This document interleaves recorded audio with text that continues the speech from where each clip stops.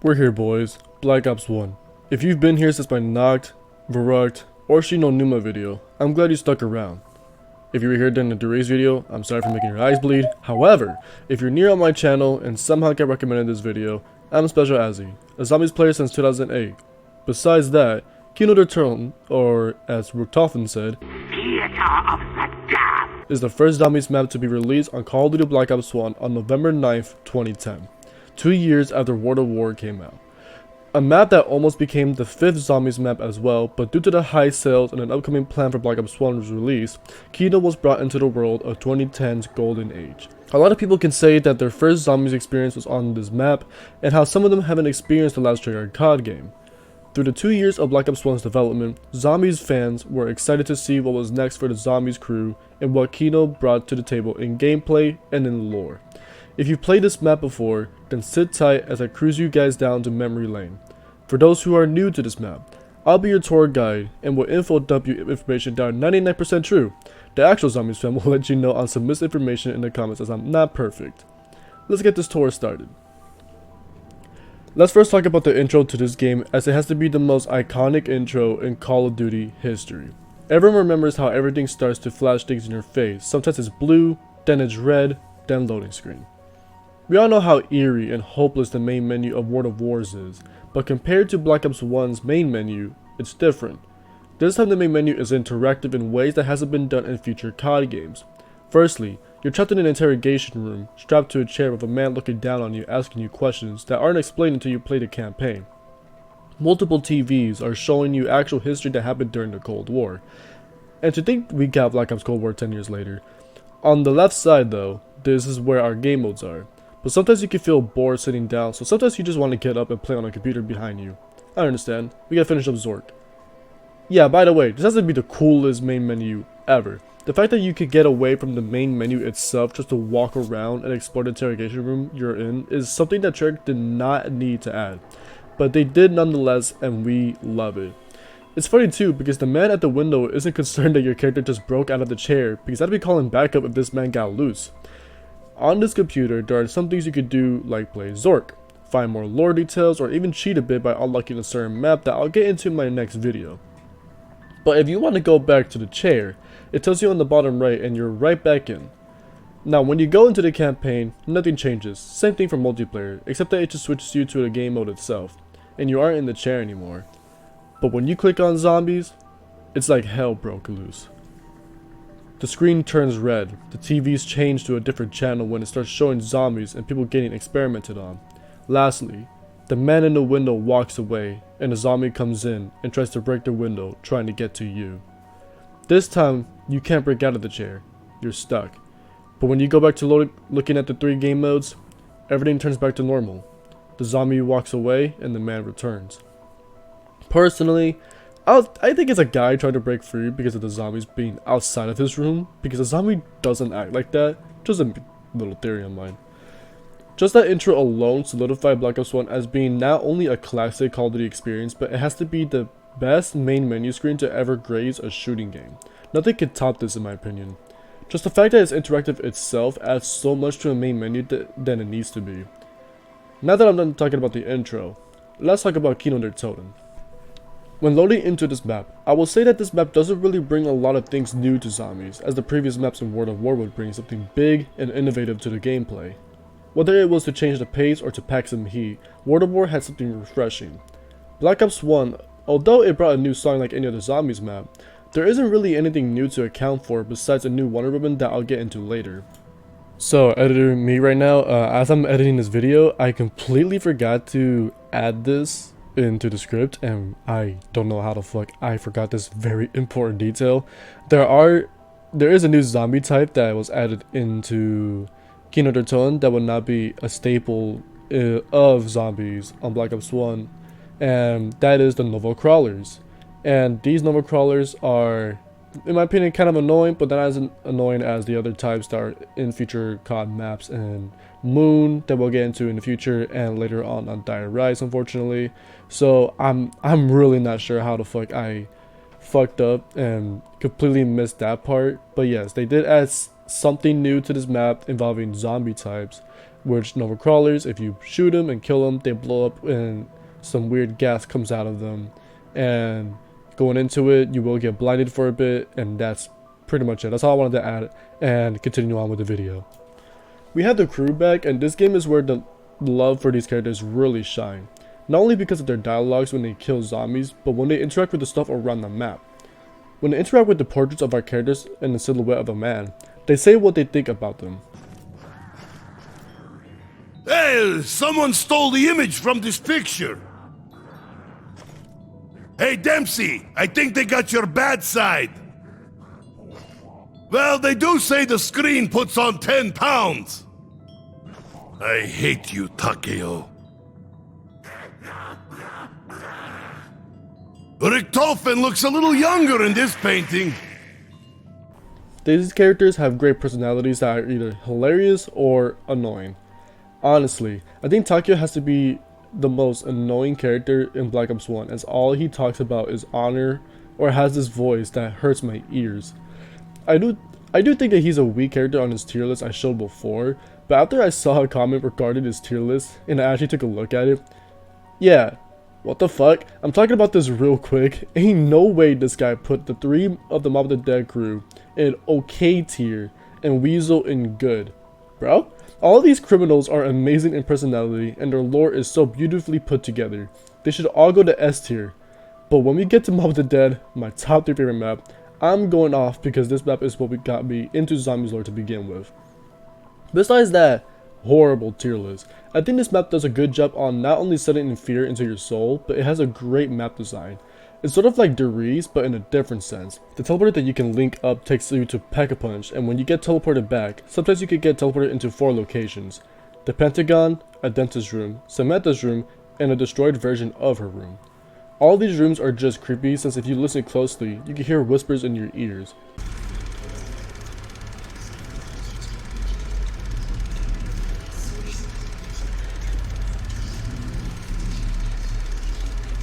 The Baroque chair is back, and the scream as well.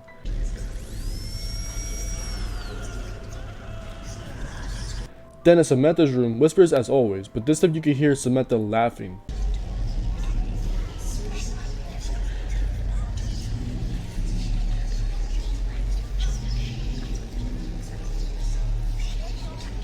Lastly, in her destroyed room, instead of laughter, she's crying.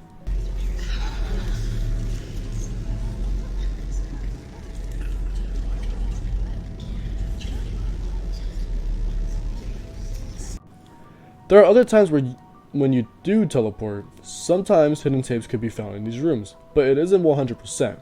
3 could be found and it projects something on a screen, while more lore gets revealed. In the past weeks, we have made great strides in breaking through to their subconscious. I have had the projectionists make edits to the field. These changes have been very effective.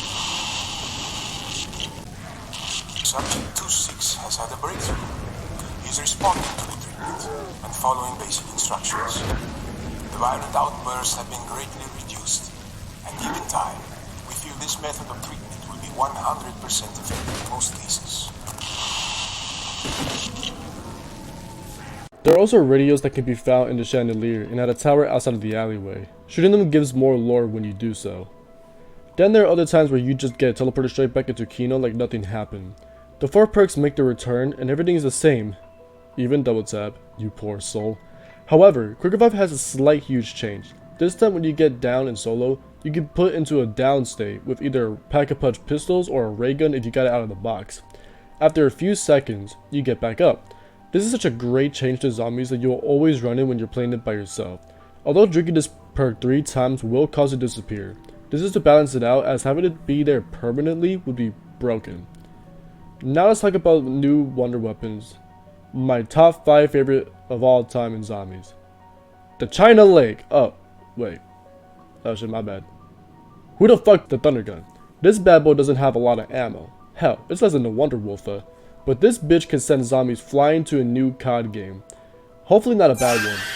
You can't reload it, which makes sense, but to do so you have to shoot everything until you can reload it fully. It has to be the coolest wonder weapon in design as well. It just looks like you can level a whole building if you were able to. There are times where it can bug out though.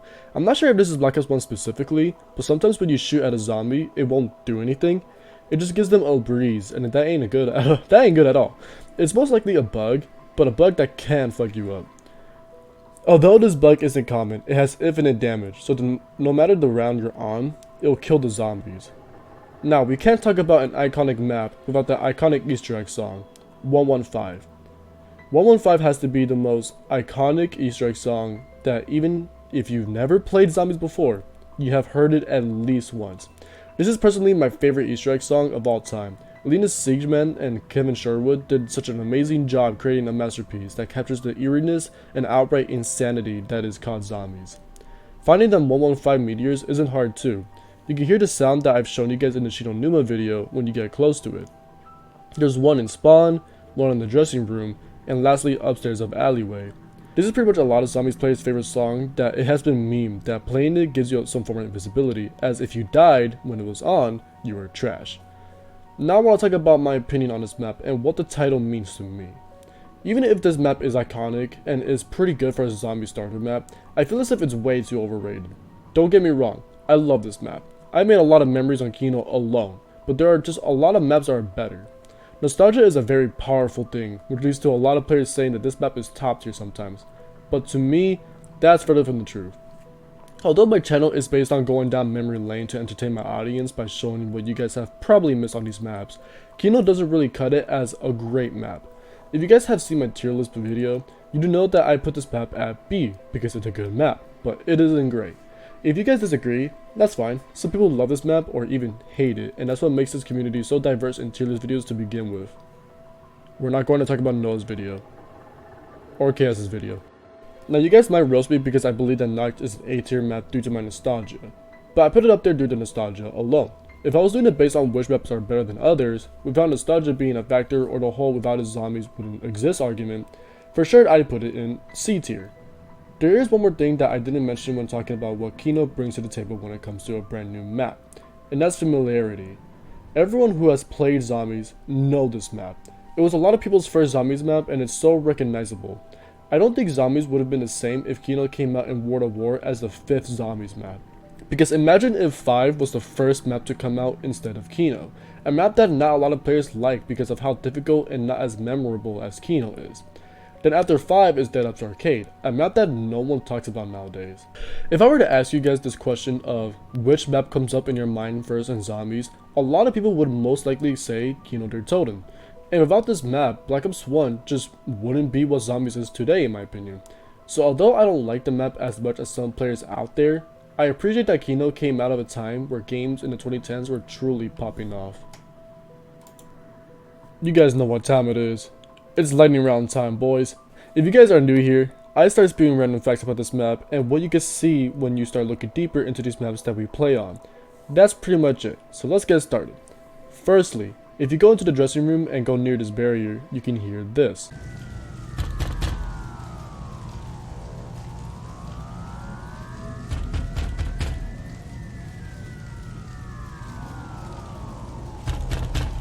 A lot of people don't really know who's in the box trying to get out, but many speculate that it's a zombie stuck inside trying to leave. There's a glitch in the theater that you can still do to this day. If you were to stand exactly where I am by the staircase and the chair and align yourself with it, no zombie dogs can actually get you. They just stand in this one area or sometimes on the bottom steps and they just cannot get you no matter the case. I don't know why this is the case, but it just so happens to be a glitch that they never patched out that I thought they did. This doesn't work on regular zombies, so if you want to just get past the zombie dogs rounds really fast, then yeah, that you can do, for example. There's also the turret that you can find in the main theater, but I don't really recommend buying it because buying it is not that good. That's why I didn't really mention it that much when I came to like what's due to Kino Der Toten, because overall this turret trap isn't really that good. This map is actually based off of a real theater in Chicago called the Central Park Theater, and is used as a church to this day. It's funny too because Kino is in Berlin, Germany, since you can see the wall from the alleyway, so I'm not really sure on why the locations are different.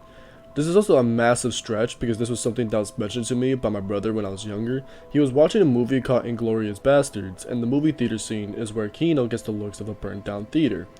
Although this isn't true, since the theater in this movie doesn't look similar to Kino's counterpart in Chicago, this kind of stuck with me as whenever I play this map, I think of that scene where everyone that was in the theater was either gunned down or burned alive.